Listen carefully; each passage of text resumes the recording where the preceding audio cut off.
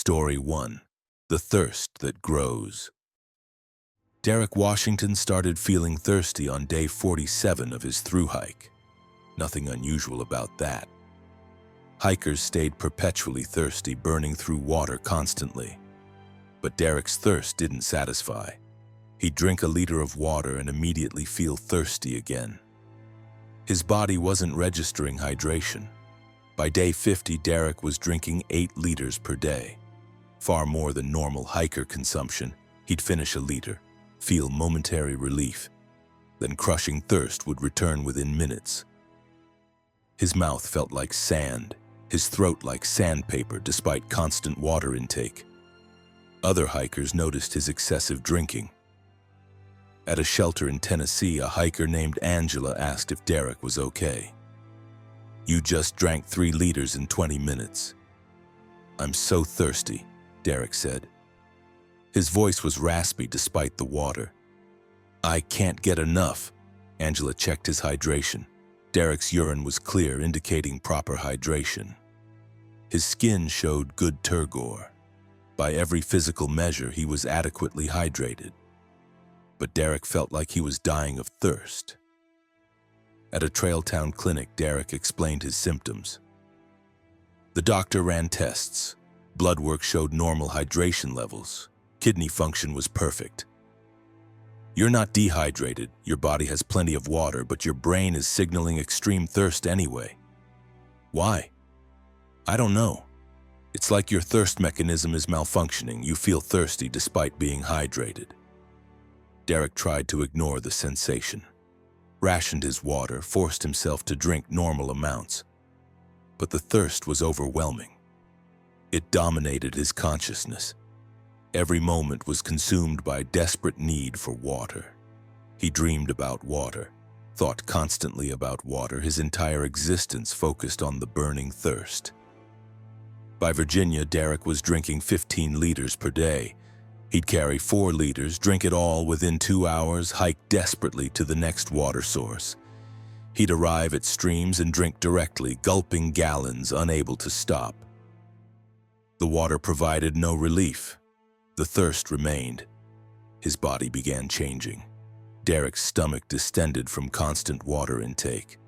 He looked pregnant, his belly swollen with liters of water that wouldn't leave his system. But he kept drinking. The thirst demanded it. "You're going to rupture your stomach," Angela warned. She'd been hiking parallel to Derek, worried about his condition. "You can't keep drinking this much." "I have to. I'm so thirsty." Derek's weight increased dramatically. He'd started his hike at 180 pounds. By Pennsylvania, he weighed 240 pounds. The extra weight was all water retained in his body, swelling him grotesquely. But the thirst continued. He'd drink 20 liters per day now. His body was mostly water, bloated and heavy. Other hikers watched in horror as Derek would reach a stream and drink continuously for 30 minutes, his stomach bulging. Further, his body swelling visibly. Derek's mind started fragmenting. The constant thirst overwhelmed all other thoughts. He couldn't remember why he was hiking, couldn't focus on anything except the desperate need for water. He'd forgotten his own name. He was just thirst, personified, walking and drinking. By New York, Derek was drinking 30 liters per day. His body looked inhuman. Swollen to grotesque proportions, skin stretched tight over water-bloated tissues. He weighed over 300 pounds now, all of it water weight. He could barely walk, his water-heavy body difficult to move. But he had to reach the next water source. The thirst was unbearable. Derek would crawl if necessary, dragging his bloated body toward streams and springs driven by thirst that could never be satisfied. Other hikers reported seeing him. "There's a hiker who looks like a water balloon, massively swollen, drinking constantly. He's at every water source, gulping water, looking desperate. He doesn't speak anymore, just drinks." Derek's skin began to leak. The pressure of retained water was too great. His skin would weep clear fluid, water seeping through pores, dripping from his distended body. But the leaking didn't relieve the internal thirst. He felt thirstier than ever. By Vermont, Derek couldn't walk. His body was too heavy, too swollen. He'd crawl to water sources, drag himself to streams. Other hikers tried to help, tried to get him off the trail, but Derek would fight them, desperate to stay near water. Rangers attempted evacuation, but moving Derek was impossible. His water-bloated body weighed over 400 pounds. Any attempt to lift him caused his skin to tear, water pouring from ruptures. They'd bandage the tears, but more would appear. Derek was literally too full of water to move without bursting. They built a shelter around him at a water source near the Long Trail intersection. Derek lay there, his body grotesquely swollen, drinking continuously from a hose they'd installed. Water in, water leaking out through his skin, but the thirst never satisfied. Derek's consciousness was almost gone. He didn't recognize visitors, didn't respond to questions. He was pure thirst now, nothing else remaining. His body had become a water container, swollen with hundreds of gallons, leaking continuously, yet still desperately thirsty. Medical researchers studied him. They couldn't explain the mechanism. Derek's body retained water far beyond normal capacity. His tissues had somehow expanded to hold impossible volumes. He should have died from water intoxication, from cellular rupture, from dozens of physiological failures. But he lived, suspended in a state of eternal thirst and eternal drinking. Derek stopped eating. Food was irrelevant. Only water mattered. His body survived on water alone, though doctors couldn't explain how. He'd been consuming only water for 3 months, yet his body functioned. He was becoming water, transforming into a liquid being held together by skin that constantly leaked and repaired. By September, Derek had been at the shelter for 2 months. His body was unrecognizable, a massive bloated form, roughly human-shaped, weighing over 500 pounds. Water leaked continuously from every pore. The ground around him was perpetually saturated, a pool forming beneath his body. Yet Derek still drank. The hose delivered water continuously into his mouth. His throat moved in constant swallowing. The thirst was eternal, insatiable, growing stronger as his body became more water than flesh. Researchers measured his water content. Derek was 97% water. His bones were dissolving, his organs had liquefied, his tissues were breaking down. He was becoming a water-filled human skin held together by surface tension and the mysterious force that kept the thirst growing. The thirst had consumed him completely. Derek was no longer a person, he was thirst itself, embodied in a collapsing water balloon of skin, drinking endlessly, never satisfied, unable to stop. In October, during a storm, Derek's skin finally ruptured completely. The shelter flooded as over 500 gallons of water exploded from his body. Rangers found only collapsed skin like a deflated balloon and a massive pool of water that took days to drain. But they say the thirst survived. Hikers who drink from that water source report feeling insatiable thirst afterward. They'll drink normally but feel desperately thirsty.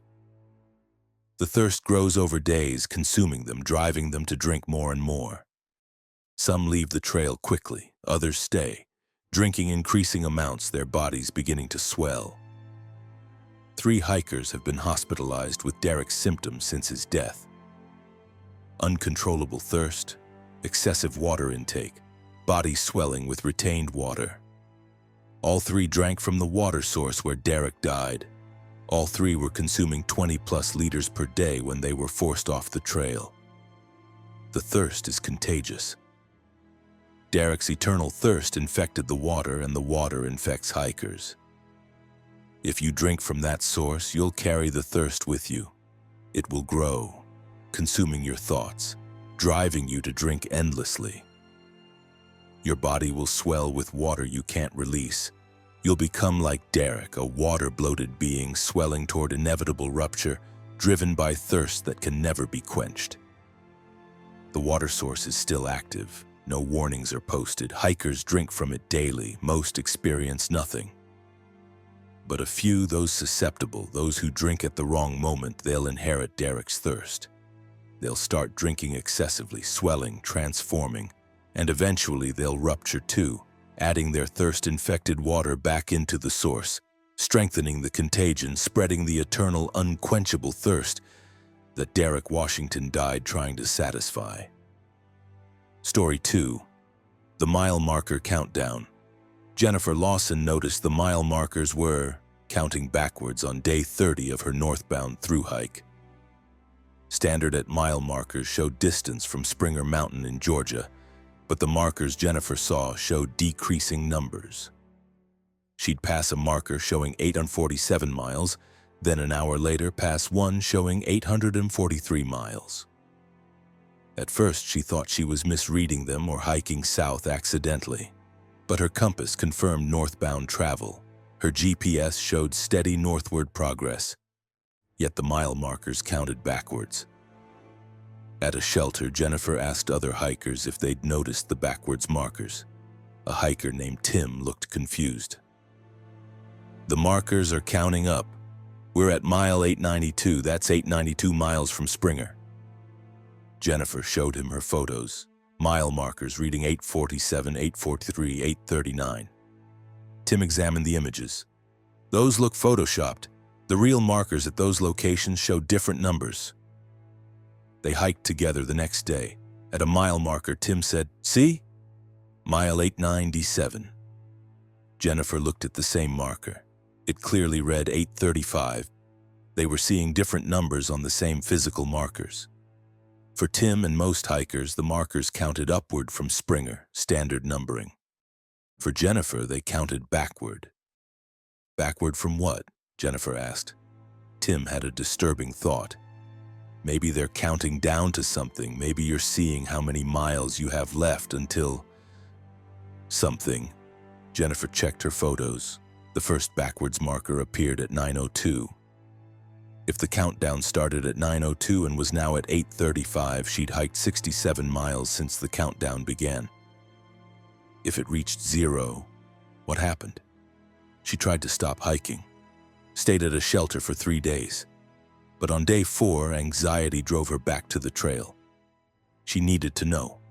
The countdown was for her specifically. She had to see what happened at 0. Other hikers experiencing backwards markers started appearing. A woman named Paula who was down to marker 723. A man named Craig at marker 612. All of them were seeing countdowns on markers that showed normal numbers to everyone else. They formed a group, sharing theories. The countdown represented remaining days of life, or remaining miles until some transformation, or miles until they disappear.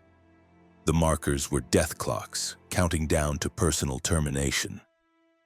Jennifer was at marker 701 when she met a hiker who'd reached 0, a man named Victor who looked haunted and transparent. "I hit marker 0 3 weeks ago," Victor said. His voice sounded distant like an echo. "Nothing dramatic happened. No death, no transformation, but I'm different now, untethered. I exist but not solidly. Other hikers can barely see me." Jennifer looked at Victor carefully. He was translucent, slightly see-through like a fading photograph. "What does 0 mean?" "The miles to 0 are the miles until you stop being fully real. You fade. You become a ghost on the trail. Still hiking, still conscious, but not entirely present. You're between existence and non-existence." Jennifer asked if Victor regretted reaching 0. He thought for a long moment. "I'm not sure I can regret anymore. Emotions are distant. Everything is distant. I'm walking towards something, but I don't remember what. The trail continues, but I'm not sure I'm really walking it." Jennifer was at marker 684. If Victor was right, she had 684 miles until she'd fade, until she'd become a ghost hiker, transparent and barely existing, walking the trail in a liminal state between real and unreal. She tried hiking backwards, testing if she could reverse the countdown. She walked south for a day. The markers still counted backwards. 684, 683, 682, the countdown was based on her total hiking distance, regardless of direction. Every mile she hiked any direction reduced the number. Paula reached 0 in Vermont. Jennifer watched it happen. Paula touched mile marker 0 and her body became transparent. She didn't disappear. She was still there, still moving, still speaking. But she looked like a hologram, barely visible, fading in and out. "I feel distant," Paula said, her voice hollow. "Like I'm watching myself from far away. Am I still here?" Jennifer could see through Paula to the trees behind her. Paula was becoming a ghost, losing solidity, fading into transparent existence. Craig reached 0 in New Hampshire. Same result. His body became see-through, his presence diminished. He continued hiking, but he was barely there. Other hikers would walk through him accidentally, not seeing him, not sensing his presence. Jennifer was at marker 387. Each day brought her closer to 0, closer to fading. She considered quitting, leaving the trail before the countdown completed. But she'd learned that off-trail miles counted too. Walking to a road, hiking in town, any movement reduced the countdown. She couldn't escape it by leaving the trail. The only way to stop the countdown was to stop moving entirely. But Jennifer couldn't stay still forever. Eventually, she'd have to move and the countdown would continue. She met other countdown hikers.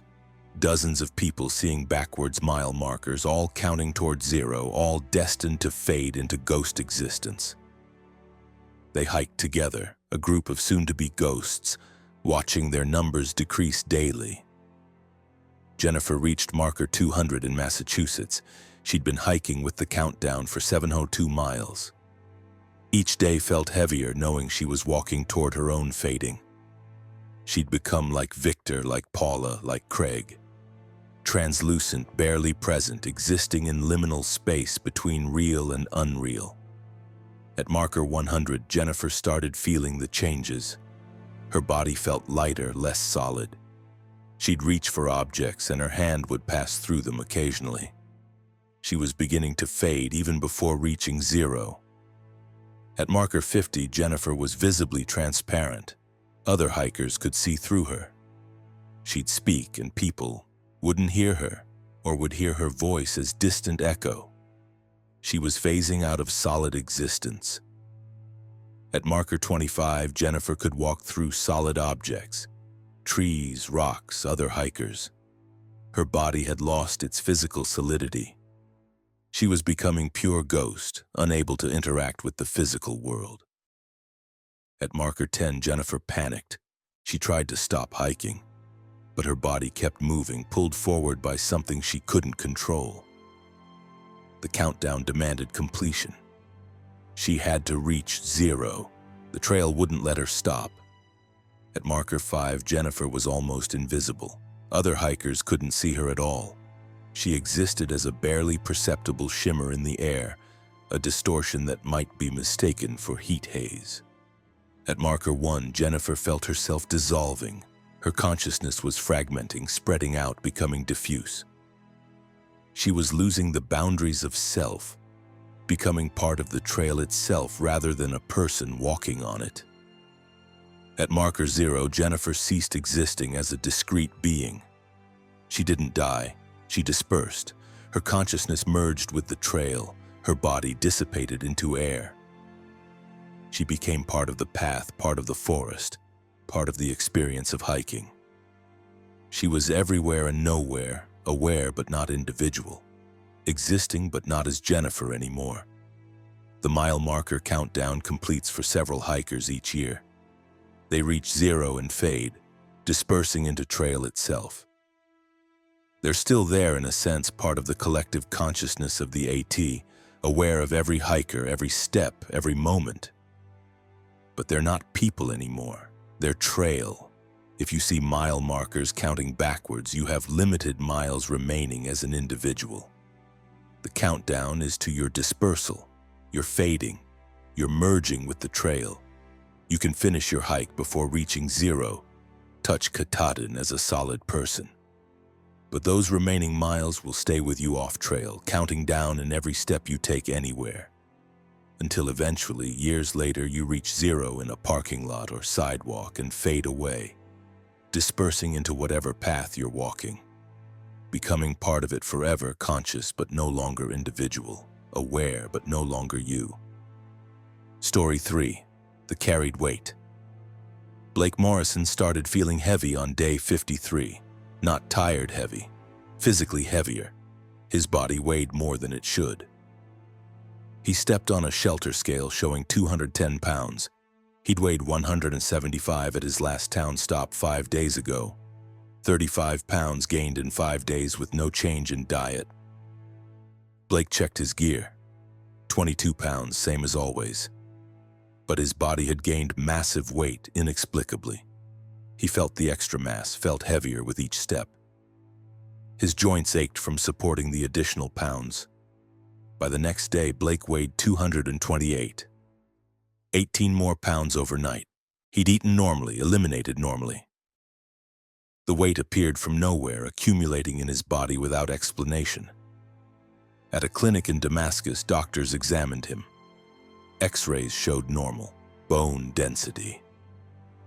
Tissue scans revealed no tumors or abnormal growths. Blake's body composition appeared normal except for one thing. His bones were significantly denser than human bones should be. "It's like your skeleton is filling with metal," the doctor said. "Your bone density is 3 times normal. Your bones are becoming heavier while maintaining their structure." "Why?" "I have no idea. This doesn't happen. Bones don't spontaneously increase density, but yours are. You're accumulating mass in your skeletal structure." Blake continued hiking. Each day he gained 10 to 20 pounds. His bones were filling with something, becoming heavier, pulling him down. By Virginia, Blake weighed 310 pounds. His skeleton had become so dense it pulled on his muscles and joints with crushing force. Walking became difficult. Each step required enormous effort. Blake's body felt like he was wearing a weighted suit, but the weight was internal. His bones were becoming so heavy they were hard to move. Other hikers noticed his struggle. "You okay?" a hiker named Sarah asked, watching Blake labor up a mild incline. "I'm getting heavier. My bones are filling with something." Sarah helped Blake to a shelter. By evening, he'd gained another 15 pounds, reaching 325. His bones were visibly thicker, pressing against his skin. Blake looked swollen, but it wasn't fluid. It was bone expansion, his skeleton growing denser and heavier. Doctors at a Virginia hospital were baffled. Blake's bones now weighed approximately 200 pounds. A normal human skeleton weighs about 30 pounds. Blake's bones were over 6 times heavier than they should be. "You shouldn't be able to walk," a doctor said. "The weight should have crushed your muscles and joints, but you're still mobile somehow." Blake's muscles had been strengthening to compensate. His body was adapting, building muscle mass to support the increasingly heavy skeleton. But the weight kept accumulating faster than his muscles could adapt. By Pennsylvania, Blake weighed 420 pounds. His bones were incredibly dense, like iron or lead. MRI scans showed his skeletal structure glowing bright white, indicating material denser than normal bone tissue. Something was infiltrating his bones, replacing the normal structure with something far heavier. Blake could barely move. He'd take a few steps and need to rest. His body was too heavy to hike. Rangers suggested evacuation, but Blake refused. He wanted to understand what was happening. Why was his skeleton accumulating this weight? A mineralogist examined Blake's bone biopsy. "This is extraordinary. Your bones contain high concentrations of heavy elements: lead, uranium, gold, platinum. Elements that shouldn't be in human bone are accumulating in your skeleton. Where are they coming from? The soil, maybe? You're hiking through areas with mineral deposits. Perhaps your body is absorbing heavy elements from the ground and depositing them in your bones." Blake researched the geology of his hiking route. He'd been walking through areas rich in heavy metal deposits, old mining regions, geological formations with high lead and uranium content. His body had been accumulating these elements, concentrating them in his skeleton. But why? Normal humans don't absorb heavy elements like this. Blake's body was acting like a mineral magnet, pulling heavy elements from soil through his feet and depositing them in his bones. By New York, Blake weighed 540 pounds. He couldn't hike anymore. He'd shuffle a few hundred feet per day, his skeleton so heavy that moving was nearly impossible. His bones felt like lead weights pulling him toward the earth. Blake noticed he was sinking. Where he stood, his feet would sink into the ground. The soil compressed under his weight. He was becoming so heavy that normal ground couldn't support him.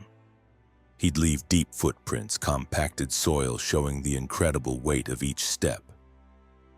By Vermont, Blake weighed 680 pounds. His bones were estimated at 500 pounds. He was more metal than flesh. X-rays showed his skeleton was almost entirely replaced by heavy elements. His bones glowed like radioactive material on scans. Blake could no longer stand. The weight was too great. He'd sit or lie down, unable to move. Rangers built a platform under him to prevent him sinking into the soil. But even the platform began to compress under his weight. Blake's body was becoming a heavy metal statue. His bones were solid lead, uranium, and gold now. His flesh remained, but the skeleton underneath was no longer bone. It was mineral deposit, accumulated heavy elements compressed into human skeletal shape. At 780 pounds, Blake couldn't move at all. He lay on reinforced steel platform, his body too heavy for wood or earth to support. His bones weighed over 600 pounds. He was a living statue, flesh wrapped around a skeleton of solid, heavy metal. Blake's consciousness began to fade. The heavy elements were affecting his brain. Lead and uranium in his skull were interfering with neural function. He'd have lucid moments, then hours of confusion. His mind was being crushed by the weight of his own head. At 850 pounds, Blake's body began sinking through the steel platform. The weight was too great for any material to support long-term. The soil beneath compressed, the platform tilted, and Blake slowly sank into the earth. Rangers tried to stop it, reinforcing the platform, but Blake was too heavy. He continued sinking, his dense skeleton pulling him down. Within a week, he'd sunk 3 feet into the earth. Within a month, 6 feet. Blake was being pulled underground by his own weight. His skeleton had become so heavy it was dragging him into the earth like an anchor. He'd sink a few inches per day, his body disappearing into the soil. By August, only Blake's head was visible above ground. The rest of his body had sunk beneath the surface, pulled down by the 900-pound skeleton of accumulated heavy metals. He could still speak, could still think during lucid moments, but his body was underground. "I can feel the weight pulling me deeper," Blake said during one lucid period. "My bones are so heavy they're dragging me to the Earth's core. I'm being pulled down by my own skeleton." In September, Blake's head sank below ground level. He was completely underground now, his 950-pound body deep in the earth. Rangers could no longer communicate with him. They assumed he'd suffocated or died from the pressure. But geological surveys showed something strange. Blake's body was still sinking. Sensors detected movement, slow descent through soil and rock. His skeleton was pulling him deeper, sinking through the earth like a stone dropped in water. 6 months later, seismic monitors detected Blake's body at 40 feet depth. 1 year later, 80 feet. His skeleton was so heavy it was sinking through solid rock, pulling his body toward the Earth's mantle. Geologists theorize Blake will continue sinking indefinitely. His skeleton, now weighing over 1,000 pounds and composed entirely of heavy elements, will pull his body down through the crust, through the mantle, eventually reaching the Earth's core. He's becoming part of the planet's heavy element concentrations. His skeleton sinking to join the iron and uranium deposits deep underground. If you're hiking and notice your weight increasing, if your bones feel heavier, leave the trail immediately. Get off geological areas with heavy metal deposits. Your body might be accumulating elements like Blake's did. The weight will keep increasing. Your skeleton will become heavier. And eventually you'll be too heavy to move. You'll sink into the earth, pulled down by your own bones, dragging you deeper and deeper until you reach the depths where heavy elements naturally accumulate. Blake is down there now, still sinking, pulled by his 1,000-pound skeleton toward the center of the earth, becoming part of the planet's heavy metal core. A hiker who accumulated too much weight and sank beyond recovery. Story 4. The Shelter Loop. Natalie Pierce arrived at Peck's Corner Shelter in the Smokies at 6:00 p.m. on a Tuesday. She set up her sleeping bag, cooked dinner, and went to sleep around 9:00 p.m. When she woke up, she checked her watch. 6:00 p.m. Tuesday. Natalie assumed her watch had malfunctioned, but her phone showed the same time. 6 p.m. Tuesday. She'd slept for what felt like a full night, but time had reset to when she'd arrived at the shelter. She went outside. The sun was in the same position as when she'd arrived. Other hikers who'd been at the shelter were gone, replaced by different hikers arriving. Natalie watched a hiker named Marcus arrive and claim a sleeping spot. The same sleeping spot he'd claimed the previous evening before Natalie had gone to sleep. Natalie approached Marcus. "Didn't you already arrive here?" "Just got here," Marcus said. "Why?" "I saw you arrive yesterday evening, same time." Marcus looked confused. "It's Tuesday evening. I just arrived for the first time." Natalie checked her journal. Her entry from last night was there, describing arriving at 6:01 p.m., meeting Marcus, cooking dinner. But for Marcus and everyone else, none of that had happened yet. Time had looped back to 6:00 p.m. Tuesday. Natalie tried to leave the shelter. She packed her gear and started hiking north. She walked for an hour, covering 3 miles by her GPS. Then she checked the time, 6:00 p.m. Tuesday. She was back at Peck's Corner Shelter, her gear unpacked, the same hikers arriving. "Time loops at this shelter," said a voice. Natalie turned to see a hiker sitting in the corner, a woman who looked exhausted and haunted. "I'm Louise. I've been here for 473 days. Same day, every time I wake up or try to leave, it resets to 6:01 p.m. Tuesday." Natalie felt cold spreading through her. "How many times have you lived this day?" "I stopped counting after 2,000 loops. Could be 5,000 times now. Could be 10,000. I wake up at 6:00 p.m. Tuesday. I sleep. I wake up 6:00 p.m. Tuesday. I try to leave. I'm back here at 6:00 p.m. Tuesday." Louise explained the shelter loop. Some hikers who stayed at Peck's Corner got trapped in a time loop, the same evening repeating endlessly. Every action reset, every attempt to escape brought them back to 6:00 p.m. Tuesday. "Other hikers don't loop," Louise said. "They experience time normally. They arrive, sleep, leave. But people like us, we're stuck. We loop while they continue." Natalie tested it obsessively.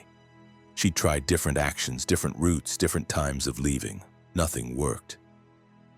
She'd always reset to 6 p.m. Tuesday at Peck's Corner Shelter. She'd lived Tuesday evening hundreds of times now. The same 3 hours from 6 p.m. to 9 p.m. when she'd inevitably fall asleep and reset. She tried staying awake past 9 p.m., but overwhelming sleepiness would hit exactly at 9 p.m. She couldn't resist it. She'd pass out and wake up at 6 p.m. Tuesday. Natalie met other looped hikers. A man named David who'd been trapped for 2 years. A woman named Chen who'd been looping for 6 years. They were all stuck in the same 3-hour window, living it repeatedly, unable to escape. "We're prisoners of this shelter," David said. Trapped in a time loop we can't break. We've tried everything, nothing works, we just live Tuesday evening forever. The psychological impact was devastating. Natalie would experience the same conversations hundreds of times, the same weather, same sunset, same everything. She'd memorize every word other hikers said, every action they took. She became an expert on Tuesday evening at Peck's Corner Shelter, having lived it thousands of times. She tried to find patterns, some way to break the loop, but there was no pattern. The loop was perfect and inescapable. 6:00 p.m. Tuesday repeated eternally for the trapped hikers while time moved normally for everyone else. Natalie noticed she wasn't aging.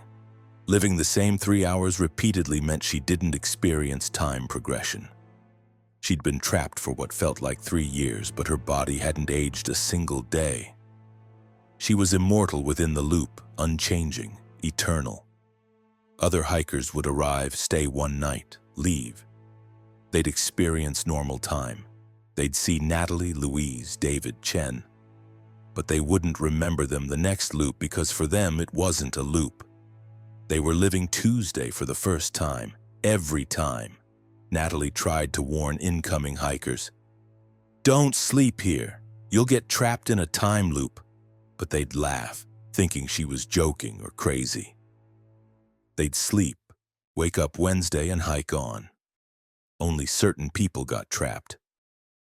Natalie didn't know why. By her 1000th loop, Natalie had lost track of reality. She'd lived Tuesday evening so many times it was her entire existence. She couldn't remember what Wednesday felt like. Time before the loop was distant and dreamlike. Tuesday evening was all she knew. Louise had gone catatonic. She'd sit in the corner, unresponsive, having given up on escape after thousands of loops. David had become aggressive, attacking incoming hikers in frustration, though his attacks would reset each loop. Chen had accepted it, treating each loop as a new day, pretending it was different. Natalie tried to find meaning in the repetition. She'd memorize poetry during one loop, knowing it would be forgotten on reset. She'd have deep conversations with herself, knowing they'd never be remembered. She existed in eternal present, with no past that accumulated and no future that approached. By her 5000th loop, Natalie had become numb. The repetition had worn away her sense of self. She was just a collection of actions that repeated. Wake at 6 p.m. Tuesday. Set up sleeping bag. Cook dinner. Sleep at 9 p.m. Reset. Forever. She stopped trying to escape. The loop was permanent. This was her existence now. Eternal Tuesday evening at Peck's Corner Shelter. 3 hours lived infinitely with no progression, no change, no hope of Wednesday. Natalie is still there. So are Louise, David, Chen, and 6 others who've gotten trapped over the years. They live Tuesday evening endlessly, while other hikers pass through experiencing normal time. If you stay at Peck's Corner Shelter, you might see them. They'll seem normal but haunted. They'll tell you they're trapped in a time loop, living the same evening forever. Most hikers dismiss it as trail madness, but a few, the susceptible ones, will sleep at the shelter and wake up at 6 p.m. Tuesday. They'll try to leave and reset. They'll be trapped too, adding to the population of looped hikers living Tuesday forever at Peck's Corner Shelter. The loop has no exit. No amount of attempts breaks it. You'll live Tuesday evening infinitely, never aging, never progressing, experiencing the same 3 hours for eternity. Natalie's been there for what feels like a decade. Louise has been there for possibly 15 years, but they've only lived 3 hours. The same 3 hours, over and over forever. If you sleep at Peck's Corner Shelter and wake up at the same time you arrived, you're trapped. You'll live that evening eternally, watching other hikers experience Wednesday while you're stuck in Tuesday. Forever. Story 5. The Grip Loss. Ryan Keating lost his grip on day 62. Not metaphorically. His hands physically lost the ability to grip objects. He'd hold his trekking poles and they'd slip from his grasp. He'd try to hold a water bottle and drop it. His hands wouldn't close properly, wouldn't maintain pressure on objects. At first, Ryan thought it was fatigue. 62 days of hiking would weaken anyone, but his hands didn't feel weak. They moved normally, closed normally. But when he tried to grip something, his hands wouldn't maintain hold. Objects would slide free no matter how hard he tried to squeeze. At a clinic in Virginia, a doctor tested his grip strength. The dynamometer showed normal force. Ryan's hands could squeeze. But when the doctor placed a cup in Ryan's hand, it fell. Ryan's hand closed around the cup, applied pressure, but the cup slipped out as if his skin was frictionless. "It's like your hands have no coefficient of friction," the doctor said. "Objects slide out despite adequate grip force." Ryan's hands looked normal. Skin texture was normal, no unusual moisture or smoothness. But objects wouldn't stay in his grasp. He'd pick up his phone and it would slip from his hand. He'd try to eat and utensils would fall. He couldn't hold anything. By day 65, Ryan couldn't grip trekking poles at all. They'd slip from his hands immediately upon contact. He hiked without poles, which made terrain much harder. But worse was coming. Ryan tried to grip a tree branch to pull himself up a steep section. His hand slid off the branch as if it was coated in oil. He tried multiple times, applying maximum pressure. The branch would slip from his grasp, his hands unable to maintain friction against wood. At a shelter, Ryan tried to hold his sleeping bag. It slipped from his hands. He tried to grip his food bag. It slid free. Ryan couldn't hold any object for more than a second. Everything slipped away, his hands losing all ability to maintain friction. Other hikers tried to help. A hiker named Melissa placed a water bottle in Ryan's hand and watched it slowly slide out, despite Ryan's hand being closed around it. "That's impossible. Your hand is gripping it, but it's sliding like your palm is Teflon." Ryan's grip loss worsened. By Pennsylvania, he couldn't grip anything at all. His hands would close, but objects would phase through as if his hands were intangible. He'd try to hold a rock and his fingers would pass through it like grasping water. "Your hands are losing physical solidity," a doctor suggested. "They look real, but they're not fully physical.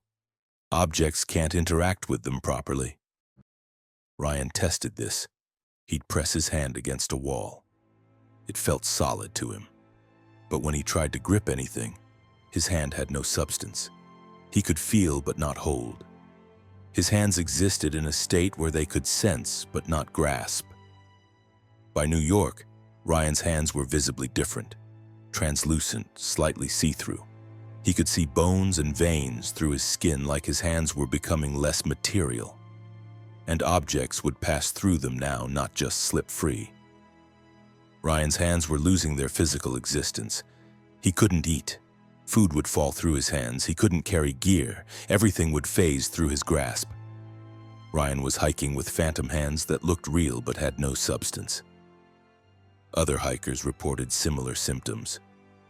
A woman named Chloe, whose hands had become entirely transparent. She'd reach for objects and her hands would pass through them. She could see her hands moving, but they were ghosts, unable to interact with physical objects. "We're losing our hands to a different dimension," Chloe said. "They're phasing out of physical reality. Soon they'll be completely gone and we'll have no hands at all." Ryan's hands continued fading. By Vermont, they were barely visible, faint outlines in the air where hands should be. He'd look down and see through where his hands were to the ground below. His hands still moved, still felt connected to his arms, but they were almost entirely non-physical. At a hospital, doctors scanned Ryan's hands. The scans showed nothing. No bones, no tissue, no matter. The space where his hands existed was empty. Yet Ryan could feel his hands, move his fingers, sense touch. His hands existed in his perception, but not in physical reality. "You have phantom hands," a neurologist explained. "Like phantom limb syndrome, but your hands are still attached. They're present neurologically, but absent physically." You feel hands that don't exist materially. Ryan asked if they'd return. The neurologist shook his head. Based on other cases, the fading is permanent. Your hands are transitioning to non-physical existence. Eventually, they'll be completely gone from our reality. By New Hampshire, Ryan's hands had vanished entirely. He'd look at his wrists and see empty air where hands should be. But he could feel his hands, move his fingers, sense everything. His hands existed in his proprioception, but nowhere else. Other hikers couldn't see Ryan's hands. They'd watch his wrists end in empty space, watch him gesture with invisible hands, watch objects hang suspended in air where his invisible hands held them. Except the objects would fall because Ryan's non-physical hands couldn't grip them. Ryan reached Katahdin with no visible hands. He climbed using his arms, pressing wrists against rocks for support. At the summit, he reached out to touch the sign. His hands felt it, sensed the cold metal, experienced the texture. But no one watching could see his hands. They saw his wrists reaching toward the sign, empty air between wrist and metal, yet Ryan's invisible hands touched it. Ryan completed his thru hike but lost his hands to another dimension. They still exist somewhere in some form he can feel but no one can see. He lives with invisible hands now, feeling them but unable to use them. He reaches for objects and misses because he can't see where his hands actually are. He feels like he's grasping, but nothing happens because his hands aren't in physical reality anymore. Other grip-loss hikers have lost hands entirely. Some lost arms, legs, whole body parts fading into non-physical existence. They feel complete but look like amputees with missing limbs that still exist in their proprioception but are gone from material reality. If you're hiking and objects start slipping from your grip, if your hands begin to fade or become translucent, leave the trail immediately. The grip loss leads to complete physical disappearance of your hands. They'll fade into another dimension where they still exist in your sensation but are absent from reality. You'll live with ghost hands, feeling them but unable to use them, unable to see them, reaching for a world you can't touch because your hands exist somewhere else. Ryan has invisible hands now. He feels them every moment. But he'll never grip anything again. His hands are gone, existing only in the proprioceptive ghost of what they used to be. Story 6. The Ascending Sleep. Thomas Hart started sleeping higher on day 49 of his thru hike, not in elevated shelters or platforms, physically higher. He'd go to sleep on his sleeping pad at ground level and wake up 3 feet in the air, still lying on his pad, suspended horizontally above the ground with no support. The first time it happened, Thomas thought he was dreaming. He opened his eyes and saw the shelter floor 3 feet below him. He was floating, his sleeping bag and pad hovering in midair. When he moved, he dropped immediately, crashing to the floor. Other hikers at the shelter hadn't seen it happen. "You were on the ground when I went to sleep," a hiker named Justin said. "You must have been dreaming." But the next night it happened again. Thomas fell asleep on the ground and woke up 4 feet in the air. This time another hiker named Dana was awake and witnessed it. "You floated up," Dana said, her voice shaking. "I watched you. Over the course of an hour, your sleeping pad slowly rose off the ground. You're floating right now, 4 feet up." Thomas looked down. He was definitely suspended in air, nothing beneath him but empty space. His sleeping pad hovered as if supported by invisible forces. When he sat up, he remained suspended. When he tried to climb down, he dropped suddenly. The phenomenon continued. Each night, Thomas would sleep and wake up higher. 5 feet, 7 feet, 10 feet. He'd be suspended near the shelter ceiling, his sleeping pad floating impossibly. Other hikers would watch it happen, his body slowly rising throughout the night. "You're ascending while you sleep," Dana said. She'd been hiking with Thomas, fascinated and disturbed by his condition. "Every night you go higher. What happens when you run out of ceiling?" Thomas tried sleeping outside to test this. He sat up under open sky and went to sleep. When he woke, he was 20 feet in the air, floating above the forest floor. His sleeping pad hovered in empty air, defying gravity. Thomas was terrified to move, afraid he'd fall from this height. He called down to Donna. She helped him descend by throwing a rope. Thomas caught it and pulled himself down slowly. The moment he was fully awake and alert, he dropped, the floating effect ending. At a medical facility in Virginia, doctors couldn't explain it. Thomas's body weight was normal. No unusual magnetic fields, no anti-gravity technology. He was a regular person who floated while sleeping, ascending higher each night with no physical explanation. "It's like your sleeping body is in a different gravitational state," a physicist suggested. "While conscious, you experience normal gravity. While unconscious, you ascend. Possibly you're experiencing upward gravity while asleep, or you're in a state where normal gravity doesn't affect you." Thomas started sleeping with restraints, tying himself to trees or heavy objects. But the ascending force was strong. He'd strain against ropes, the tension increasing throughout the night. By morning, ropes would be taut, stretched to their limits as Thomas's body tried to float higher. By Pennsylvania, Thomas was ascending to 50 feet while sleeping. He'd tie himself with climbing rope to multiple anchor points. The ropes would stretch and creak throughout the night as his sleeping body tried to rise. He'd wake up suspended by the ropes, 50 feet of empty air beneath him. Other hikers reported similar experiences. A woman named Elise, who'd been ascending for 2 weeks, now reaching 80 feet each night. A man named Aaron, who could no longer sleep without elaborate rope systems because he'd ascend over 100 feet. "We're sleeping higher each night," Elise explained at a shelter where several ascending sleepers gathered. "Eventually, we'll ascend so high that ropes won't hold us.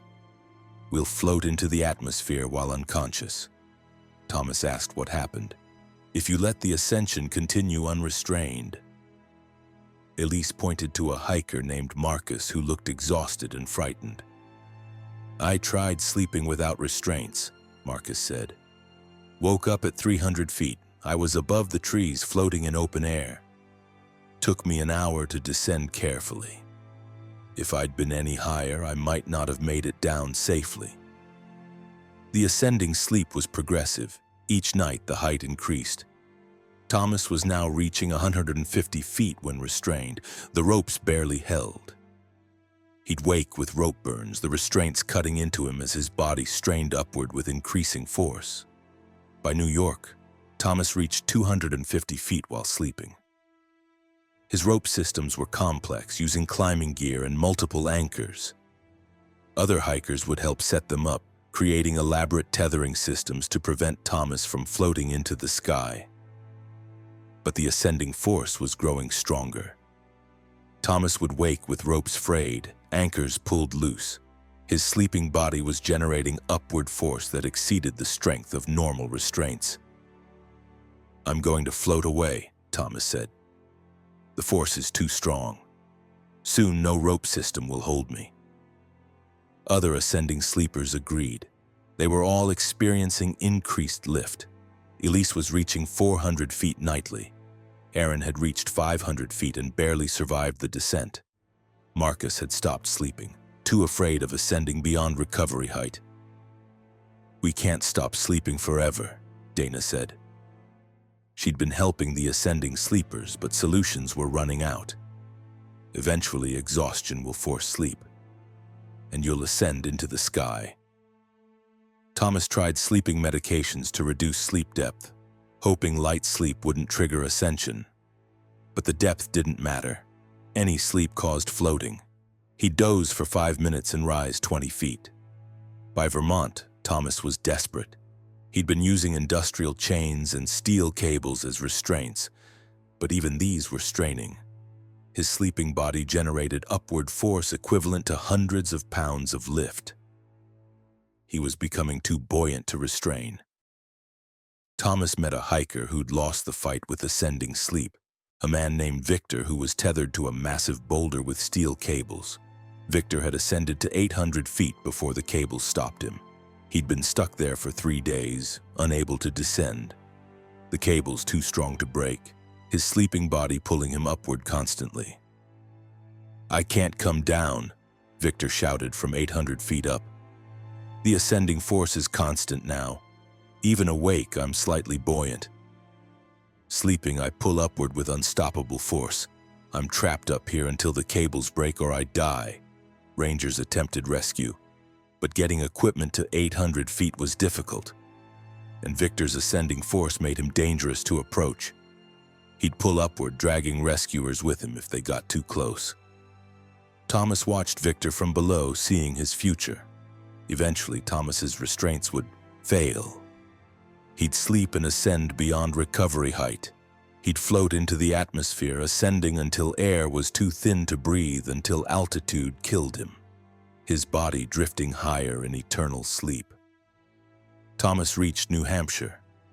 His ascending force was now 600 pounds of lift while sleeping. No practical restraint system could hold that. He'd wake up with steel cables bent, anchors torn from the ground. His body wanted to be in the sky, and gravity couldn't hold it down anymore. On his last night before Katahdin, Thomas made a decision. He'd sleep without restraints, let the ascension take him. Fighting was pointless. He was going up eventually. Better to accept it. Thomas lay down in an open field, no ropes, no anchors. He closed his eyes and felt himself lifting. His sleeping pad rose smoothly, accelerating upward. He drifted into sleep as his body climbed into the night sky. Other hikers watched from below. Thomas's sleeping form rose steadily. 50 feet, 100 feet, 200 feet. He became a small dot against the stars, ascending continuously. By morning, he was gone, too high to see, floating somewhere in the upper atmosphere. Thomas woke up at approximately 30,000 feet. He was above clouds, the air thin and cold. Below the earth was a distant landscape. His sleeping pad hovered in the stratosphere, impossibly suspended. Thomas was dying from altitude and cold, but he felt peaceful. The ascending sleep had taken him where it wanted him. He was in the sky, untethered from earth, floating in the realm his sleeping body had been seeking all along. Thomas died at 35,000 feet. His body continued ascending, pushing into higher atmosphere. Last radar contact showed him at 60,000 feet, still rising. His sleeping pad and body are presumably still ascending, drifting higher into progressively thinner atmosphere, possibly reaching the edge of space. Other ascending sleepers faced the same fate. Elise disappeared 3 weeks after Thomas. Aaron vanished a month later. Both ascended while sleeping, last seen as dots rising into the sky, never coming back down. Marcus eventually succumbed to exhaustion. He'd stayed awake for 9 days but finally collapsed into sleep. Witnesses watched him rise rapidly, shooting upward faster than previous ascending sleepers. He reached 1,000 feet in minutes, became invisible against the sky, and was gone. Victor is still tethered at 800 feet, though his cables are weakening. Eventually they'll break and he'll ascend like the others. Into the atmosphere, into the stratosphere, into space possibly. Wherever the ascending sleep takes them. If you start floating while sleeping, if you wake up higher than you fell asleep, leave the trail immediately. Seek medical help, though none exists for this condition. The ascending sleep is progressive and terminal. You'll rise higher each night until restraints fail, until you float beyond recovery, until you drift into the sky and never return. Thomas is up there somewhere, possibly in orbit, possibly beyond. His sleeping body achieved its goal, complete separation from Earth, ascending into the void, floating forever in the sleep that wouldn't stop lifting him higher. Story 7, the trail narrowing. Michelle Foster noticed the trail was getting narrower on day 57. The Appalachian Trail is typically 2 to 4 feet wide, enough for comfortable single-file hiking. But Michelle's trail was shrinking. She'd measure the width, 2 feet. Next day, 18 inches, day after 12 inches. At first, Michelle thought she was on different trail sections with varying widths, but she marked locations and returned to them. The width had changed. A section that measured 3 feet on Monday measured 2 feet on Tuesday. The trail was physically narrowing. Other hikers didn't notice. A hiker named Brandon walked the same section and insisted it was normal width. "Looks like 3 feet to me." Michelle measured it in front of him. 12 inches. Brandon measured the same spot. 36 inches. They were experiencing different trail widths. Michelle's trail was narrowing while everyone else's remained normal. She was walking a compressing version of the AT that only she perceived. By Pennsylvania, Michelle's trail was 8 inches wide. She had to walk carefully, placing each foot precisely on the narrow path. One step to either side was off the trail into thick brush. The 8-inch strip of trail was all she had. "How are you hiking?" Brandon asked, watching Michelle walk a constricted path he couldn't see. To him, the trail was still 3 feet wide, but Michelle navigated an 8-inch strip, stepping carefully, arms out for balance. The narrowing continued, 6 inches wide. Michelle walked like on a balance beam, each step deliberate, any deviation sending her off the trail into undergrowth that seemed to press closer. By New York, Michelle's trail was 4 inches wide, barely wider than her boot. She placed each foot precisely on the narrow strip, walking tightrope style through forests where other hikers strolled comfortably on wide paths. Other hikers experiencing trail narrowing started appearing. A woman named Jasmine, whose trail was 3 inches wide. A man named Curtis at 2 inches. They walked impossibly narrow paths, balancing carefully, while normal hikers passed them on trails that were feet wide. "It's going to narrow to nothing," Jasmine said. "Eventually our trails will be 0 width, just a line, and we won't be able to walk it anymore." Michelle asked what happened then. Jasmine had no answer. But they'd heard of hikers whose trails had narrowed to 0. They'd been hiking and suddenly found no trail at all, just forest. The path had compressed to a line thinner than physical matter could follow. By Vermont, Michelle's trail was 1 inch wide. She walked on a stripe barely visible, a line through the forest that only she could see and follow. Her feet overlapped the trail's edges with each step. She was essentially walking a tightrope made of dirt. The psychological pressure was intense. One mistake, one misstep, and Michelle would be off the trail. And being off the trail felt wrong in a deep, instinctual way. The narrow trail was the only safe path.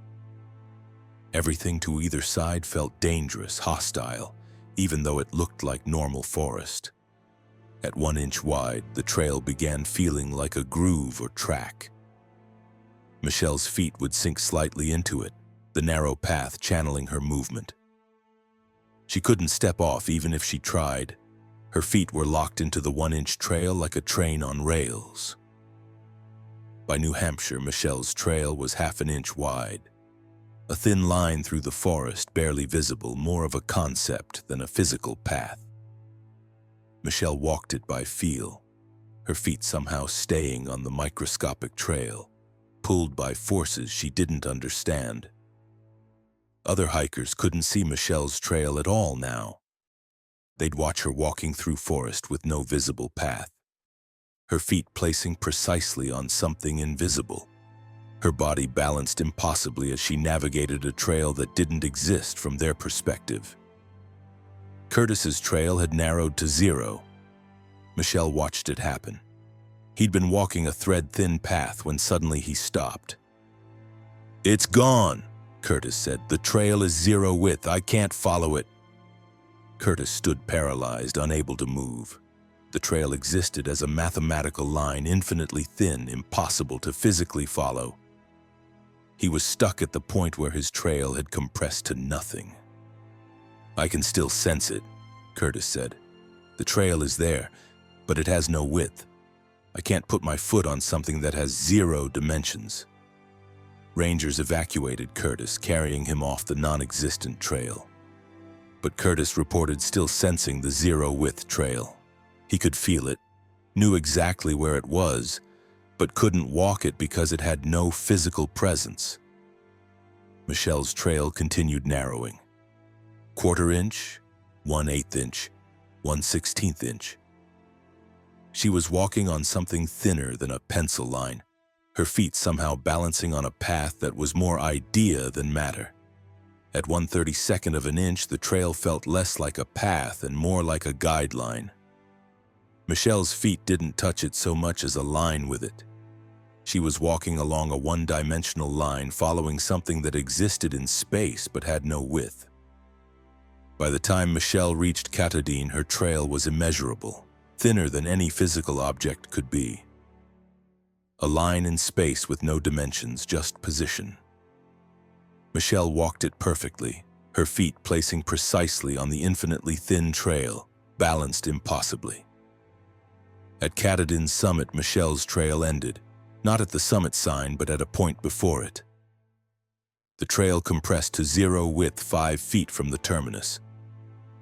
Michelle stood at the end of her line, unable to take the final steps because there was no trail to walk on. "I can't finish," Michelle said. "My trail has no width. I can see the summit sign, but I can't walk to it. The path doesn't exist anymore."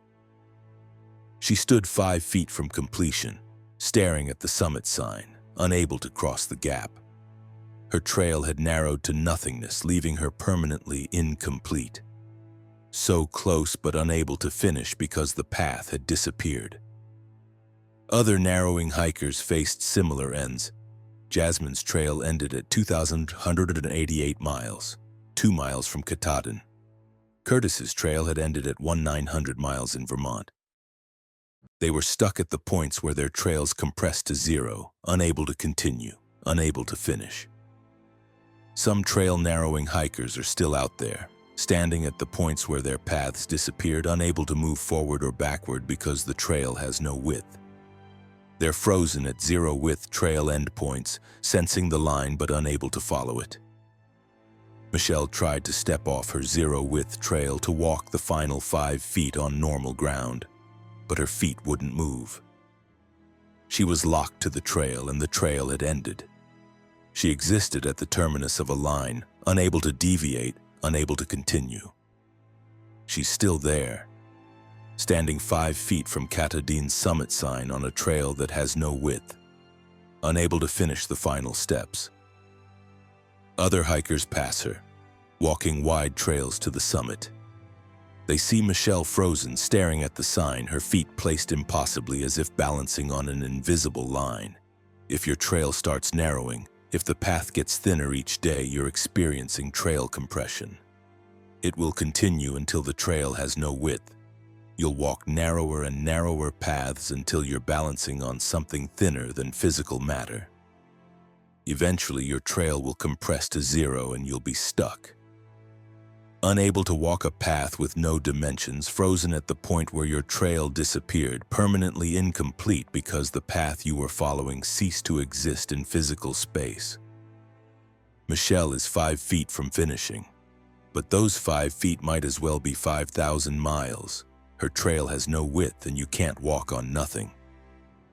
Story 8: The Forward Echo. Isaiah Cooper started hearing himself ahead on day 61. Not someone who sounded like him. Actually himself. His own voice, his own words coming from further up the trail. He'd hear himself saying something he was about to say before he said it. At first, Isaiah thought someone was mocking him. But the voice was exactly his, with his specific accent and speech patterns. And it would say things he was thinking but hadn't verbalized yet. Isaiah would think, "I need water," and hear his own voice from ahead. "I need water." Then he'd say it out loud, echoing the echo. His voice was traveling backwards in time from moments ahead, speaking words before he spoke them. At a shelter, Isaiah tested this with another hiker named Veronica. He'd think of random phrases without saying them. His voice from ahead would speak the phrases. Then Isaiah would say them, confirming the echo had been accurate. "You're hearing yourself from 10 seconds in the future," Veronica said. "Your voice is echoing backwards in time. Whatever you're about to say, you hear it first from ahead." The forward echo was disturbing but manageable. Isaiah would hear his future self, then speak the words, creating a stable time loop.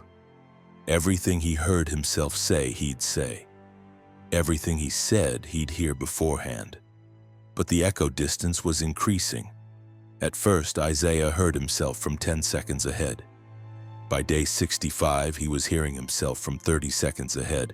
By day 70, from 2 minutes ahead. This created problems. Isaiah would hear himself having a conversation 2 minutes before he had it. He'd respond to things people hadn't said yet because his future self had already heard them and responded. From other people's perspectives, Isaiah was answering questions before they were asked, reacting to events before they happened. "You said yes before I asked if you wanted to split this shelter," Veronica pointed out. "How did you know what I was going to ask?" "I heard myself say yes 2 minutes from now. So I know I'm going to say yes, which means you're going to ask something I'll agree to." Isaiah was living 2 minutes ahead of his speech. He'd experience conversations, then have them. He'd react to situations, then encounter them. His consciousness was offset from the present by whatever the current echo distance was. By Pennsylvania, Isaiah was hearing himself from 10 minutes ahead. He'd hear entire conversations before having them. He'd know what was around the next bend because his future self would describe it. He was living 10 minutes in his own future, experiencing events before they occurred. Other hikers found this unsettling. Isaiah would warn them about trail conditions he hadn't encountered yet. He'd answer questions they hadn't thought to ask yet. He'd react to accidents before they happened because his future self had already experienced them. "You're becoming unstuck in time," a hiker named Derek said. "Your consciousness is drifting forward. You're experiencing the future before living it." Isaiah's echo distance continued increasing, 30 minutes ahead, 1 hour ahead. By New York, Isaiah was hearing himself from 3 hours in the future. He'd know what would happen in his afternoon during his morning. He'd experience his entire day in compressed form through his forward echo before actually living it. The psychological impact was severe. Isaiah had no surprises. Every moment was pre-experienced through his echo. Life became repetition, living through events he'd already heard himself experiencing. He'd have a conversation knowing every word because he'd heard it 3 hours ago. He'd encounter scenery he'd already described to himself from the future. By Vermont, Isaiah's echo distance was 12 hours. He'd wake up and hear his future self describing the entire day ahead. Every detail, every interaction, every thought. Then he'd live through it exactly as his echo had described. "I have no free will," Isaiah said. "Everything I do, I've already heard myself do. I speak words I've already heard myself speak. I make choices I've already heard myself make. I'm living on rails, following a path my forward echo has already traveled." Isaiah tried to break the loop. He'd hear his future self say something, then deliberately say something different. But he couldn't. The words that came out were always the words he'd heard. He couldn't deviate from the echo. His future was fixed, pre-spoken by his forward self. By New Hampshire, Isaiah was hearing himself from 72 hours ahead. 3 full days in the future. He'd hear himself reaching Katahdin while still in New Hampshire. He'd experience his completion days before achieving it. "I've already summited Katahdin," Isaiah said while still 200 miles away. "I heard myself touch the sign, heard myself speak at the summit. I know exactly what I'll say, exactly what I'll feel. The moment is already over for me, even though I haven't lived it yet. Isaiah reached Katahdin having already experienced the summit through his forward echo. He climbed the final mountain knowing every step because he'd heard himself describe it days earlier. At the summit, he touched the sign and spoke words he'd memorized from his echo. "This is hollow," Isaiah said. "I'm living a moment I already experienced. There's no achievement because I already achieved it in my forward echo. I'm just replaying events that are in my past, even though chronologically they're my present." Isaiah's echo distance continued increasing post-trail. 1 week ahead. 1 month ahead. By the time he'd been off the trail for 6 months, his echo distance was 2 years ahead. He'd hear his future self describing life 2 years forward. "I know everything that's going to happen to me for the next 2 years," Isaiah said during an interview. "I've heard myself living it. There are no surprises, no discoveries, no experiences, just repetition of events I've already heard myself experience." Isaiah withdrew from social interaction. Conversation was pointless when he'd already heard both sides. Relationships were hollow when he knew every moment before it happened. Life was a recording he was forced to watch in real time after having heard the audio years in advance. By year 3, Isaiah's echo distance was 10 years. He'd hear his future self from a decade ahead. He knew he'd die in 12 years because his forward echo stopped at that point. He'd heard his final words, heard himself experiencing his death, knew exactly how and when it would happen. "I've already lived my entire remaining life," Isaiah said. "I've heard every moment between now and my death. I'm just waiting to catch up to experiences I've already had through my echo. I'm living in my own past, moving through time toward moments I finished years ago." Isaiah's echo eventually stabilized at 15 years ahead. He lived the last decade of his life having already experienced it fully through his forward echo. Every moment was repetition. Every day was pre-lived. He existed in a permanent state of déjà vu, living a life he'd already heard himself live. Isaiah died exactly when and how his echo had predicted. His final words were words he'd spoken 15 years earlier when his echo first reached his death moment. He lived his entire death in advance, then died for real, catching up to the moment his echo had already experienced. The forward echo affects a few hikers each year. They start hearing themselves from moments ahead. The echo distance increases until they're living days, months, years in their own future through audio preview. Their lives become predetermined, every action pre-spoken by their future selves, every choice already made by the echo they'll eventually catch up to. If you start hearing your own voice from ahead, speaking words you haven't said yet, leave the trail immediately. The echo distance will increase. You'll hear yourself living further and further ahead. Eventually, you'll hear your entire future, every moment pre-experienced, every choice pre-made. You'll live the rest of your life knowing exactly what happens because you've already heard yourself living it. You'll be trapped in repetition of experiences that are simultaneously your future and your past, moving through time toward moments you've already finished.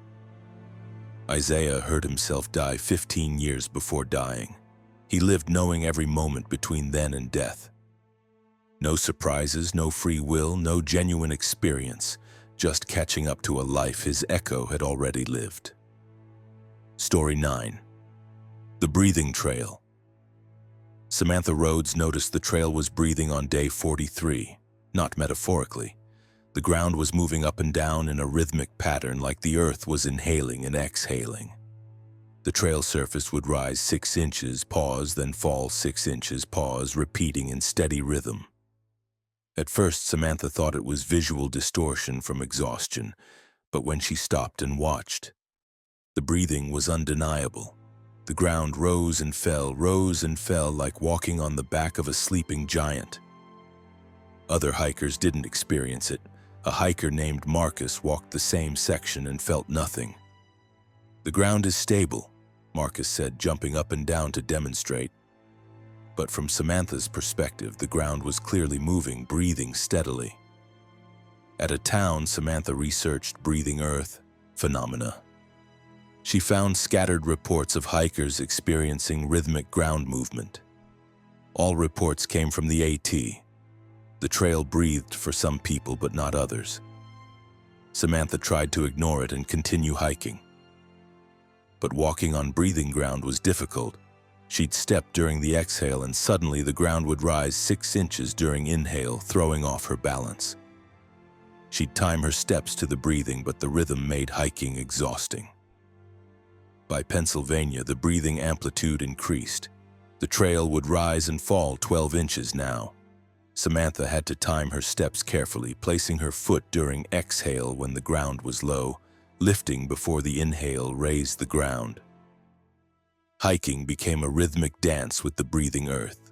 The breathing rate was also increasing. At first, the trail breathed 10 times per minute. By New York, 15 times per minute. By Vermont, 20 times per minute. The ground was breathing faster, rising and falling more frequently. Other hikers experiencing the breathing trail appeared. A woman named Keisha, whose trail breathed 25 times per minute with 18-inch amplitude. A man named Roy, whose trail breathed 30 times per minute with 2-foot amplitude. "We're walking on lungs," Keisha said. "The trail is alive, it's breathing, and the breathing is getting stronger." Samantha asked what happened if the breathing continued intensifying. Roy explained grimly. "I talked to a hiker whose trail breathed 50 times per minute with 3-foot amplitude. He said it was like walking on a trampoline. The ground would launch him up during each inhale. Eventually, the breathing was so strong he couldn't walk. He'd be thrown into the air with each breath." By New Hampshire, Samantha's trail breathed 35 times per minute with 30-inch amplitude. The ground heaved up and down violently. She'd step during exhale and be lifted 3 feet during inhale. Walking required perfect timing. One misstep, and she'd be thrown off balance. The breathing had a pulse now. Samantha could feel a heartbeat through her feet. The trail wasn't just breathing, it had a heartbeat. It was fully alive, a living organism with respiratory and cardiovascular systems. At higher breathing rates, Samantha noticed her own breathing synchronizing with the trail's. She'd inhale when the trail inhaled, exhale when it exhaled. Her respiratory system was coupling with the trail's breathing. They were becoming one respiratory system. "We're being absorbed," Roy said. He'd been experiencing breathing synchronization for a week. "The trail is making us part of it. Our breathing matches its breathing. Eventually, we won't be separate from the trail. We'll be cells in its respiratory tissue." By Maine, Samantha's trail breathed 45 times per minute with 4-foot amplitude. The ground heaved massively, throwing her upward with each breath. She'd be launched 4 feet into the air during inhale, land during exhale, then be launched again. Walking was impossible. She could only ride the breathing, bouncing with each breath cycle. Her synchronization was complete. Samantha's breathing was perfectly matched to the trail's. When the trail inhaled, she inhaled. When it exhaled, she exhaled. They were a single respiratory unit. Samantha wasn't walking on the trail anymore. She was part of its breathing apparatus. Other synchronization victims described the final stage: complete merger with the trail's respiratory system. Your body would sink into the ground, become incorporated into the trail's tissue. You'd exist as part of its lung structure, breathing with it, no longer separate. Samantha felt herself sinking during rest stops. The breathing ground would pull her down slightly with each cycle. She'd be 3 inches lower after an hour of sitting. The trail was absorbing her, incorporating her into its tissue. At Katadine's base, Samantha's trail breathed 60 times per minute with 6-foot amplitude. The ground heaved violently, throwing her upward with explosive force. She couldn't climb. Each breath cycle would launch her 6 feet up, then slam her down. The breathing was too violent for walking. Samantha lay on the breathing ground and let it absorb her. Over hours, she sank into the trail. The soil opened around her, incorporating her body into the breathing tissue. She could feel the trail's massive lungs expanding and contracting around her. She was becoming alveolar tissue, part of the oxygen exchange system. "I'm inside the trail now," Samantha called out to rescuers who tried to reach her. "I'm part of its lungs, I breathe with it, I am it." Samantha sank completely into the trail over 2 days. Her body was absorbed, integrated into the trail's respiratory tissue.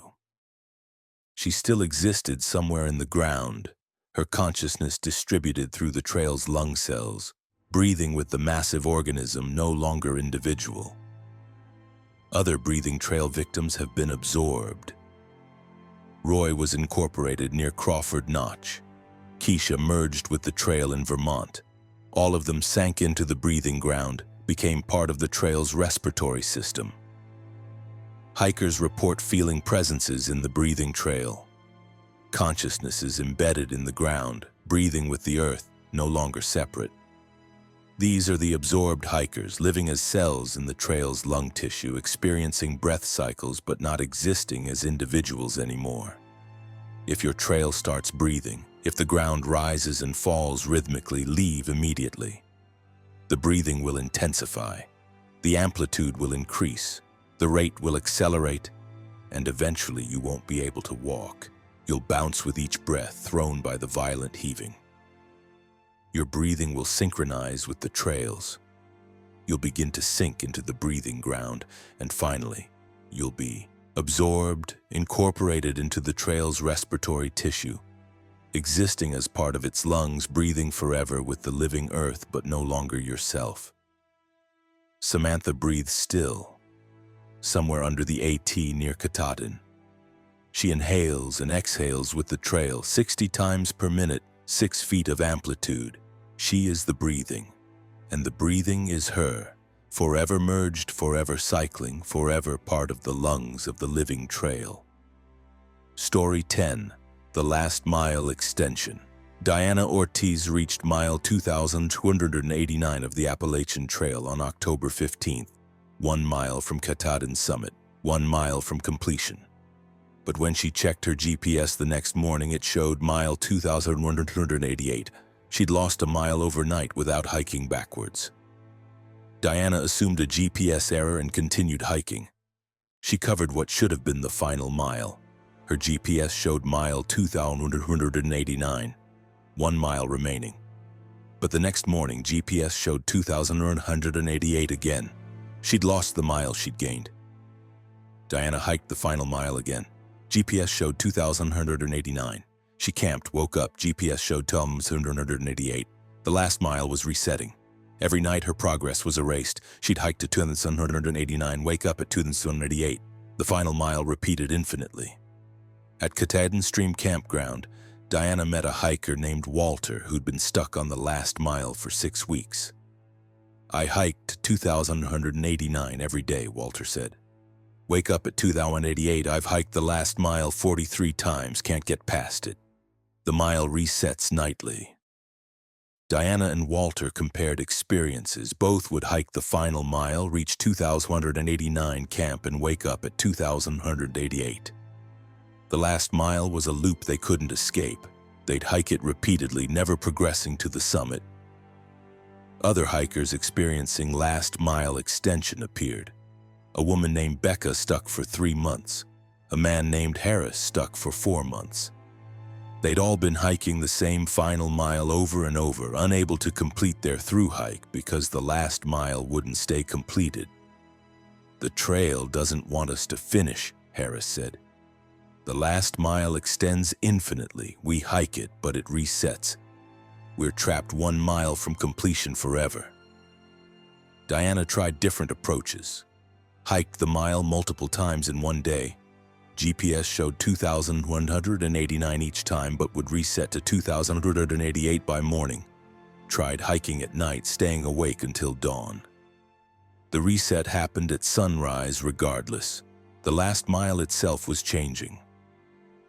Diana noticed details were different each loop. The trail would have different features, different blazes, different terrain. She wasn't hiking the same mile repeatedly. She was hiking different versions of mile 2189, an infinite series of final miles that all reset. There are infinite last miles, Walter explained. We hike one version, it resets to a different version. We'll never hike all the versions. We're trapped in infinite final mile variations, never reaching the summit because there's always one more mile. By week 3, Diana had hiked 63 variations of mile 2189. Some were easy, some were brutally difficult. Some took 2 hours, others took 8 hours. But all ended at 2189 and all reset to 2188 by morning. The psychological impact was devastating. Diana would hike the last mile with hope that this time it would stick. Every evening she'd check her GPS, 2189. Every morning, 2188. The hope-crushing cycle repeated daily. By week 6, Diana stopped hoping. The last mile was permanent. She'd hike it forever, experiencing infinite variations, never finishing. She was 1 mile from Katahdin, but might as well be 1,000 miles away. The final mile was an infinite distance compressed into 1 mile of trail. Other last-mile prisoners developed routines. Walter hiked the last mile twice daily, experiencing 2 variations. Becca tried to catalog each version, documenting differences. Harris had stopped hiking it entirely, sitting at 2188, refusing to participate in the cruel loop. "What happens if we don't hike it?" Diana asked. "Nothing," Harris said. "You stay at 2188, but you don't progress either. The only way forward is through the last mile, and the last mile resets. We're stuck." Diana tried leaving the trail, returning to civilization. But once off the AT, she felt compelled to return. The unfinished hike haunted her. She'd driven 3 hours away and turned around, needing to attempt the last mile again, needing to try reaching 2290 even though she knew it would reset. By week 12, Diana had hiked the last mile 167 times. She'd experienced 167 different versions of the final mile to Katahdin, each unique, each ending at 2189, each resetting to 2188. She'd hiked more than the entire AT's length just repeating the final mile. Other hikers who'd finished their thru hikes would summit Katahdin and descend past the last mile prisoners. "Why don't you just climb Katahdin?" they'd ask. "We're at mile 2188, Diana would explain. "We can get to 2189 but not past it. The last mile resets. We can't reach Katahdin because we're stuck 1 mile away." "But Katahdin is right there," finishing hikers would point out. The mountain was visible, less than a day's hike away. But for last mile prisoners, it was unreachable. They were separated by an infinite extension of the last mile. By 6 months, Diana had hiked the last mile 312 times. She'd experienced so many variations that she'd lost track. Some miles had storms, some had sun. Some had trail angels offering food, some had dangerous wildlife. Every variation was different, but all ended the same way. 2189 achieved, 2188 reset. Walter gave up after 8 months. He'd hiked the last mile 490 times and couldn't continue. He left the trail permanently, accepting he'd never finish, living with permanent incompletion. His GPS would forever show 2188, 1 mile short. Becca reached 1,000 last-mile hikes. She documented every variation, filling journals with descriptions. But she'd barely scratched the surface of infinite variations. There were always more versions of the last mile to hike. Diana is still there. She's hiked the last mile over 800 times now. Each day she wakes at 2188, hikes to 2189, camps and resets. Katahdin is perpetually visible, perpetually 1 mile away. She's trapped in the extension, hiking the same mile infinitely, experiencing endless variations, never progressing to 2,190. The last mile extension affects several hikers each season. They reach 2,189, wake up at 2,188, and discover they're trapped. The final mile has become infinite. They'll hike it repeatedly, experiencing unlimited variations, never completing because completion requires reaching 2,190 and the last mile won't let them pass. If you reach mile 2,189 and wake up at 2,088, you're caught in the extension. The last mile has become infinite for you. You can hike it as many times as you want, experience thousands of variations, but you'll always reset. You're 1 mile from finishing and infinitely far from finishing simultaneously. The last mile is both one and infinite, and you're trapped in it. Diana has been 1 mile from Katahdin for over 2 years. She's hiked more than 2,500 miles just repeating the last mile. She's completed multiple through hikes worth of distance, all within 1 mile of trail that extends forever. She'll never reach 2,190. She'll hike 2,189 until she dies or quits, trapped in the infinite extension of the final mile, forever 1 mile from a completion that will never come.